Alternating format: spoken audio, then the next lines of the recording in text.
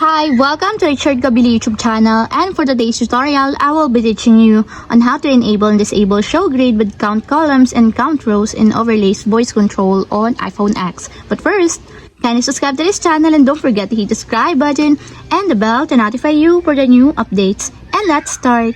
Using your iPhone X, from your home screen, first go to Settings. Then in the Settings, scroll down and find the Accessibility and then Top.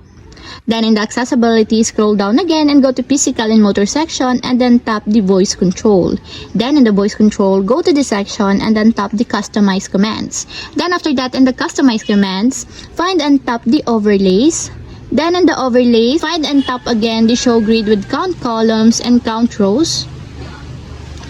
Then in this part, as you can see that it is already enabled. But you have to activate also the switch button under the confirmation required to fully enable the show grid with count columns and count rows in your overlays until it becomes green. And if you want to disable or turn off, just tap again the switch button just like this. And that's it, we have successfully enabled and disabled show grid with count columns and count rows and overlays voice control on iPhone X. If you have a question, can you comment down below and don't forget to hit the subscribe button and the bell to notify you for my new updates. And thank you for watching!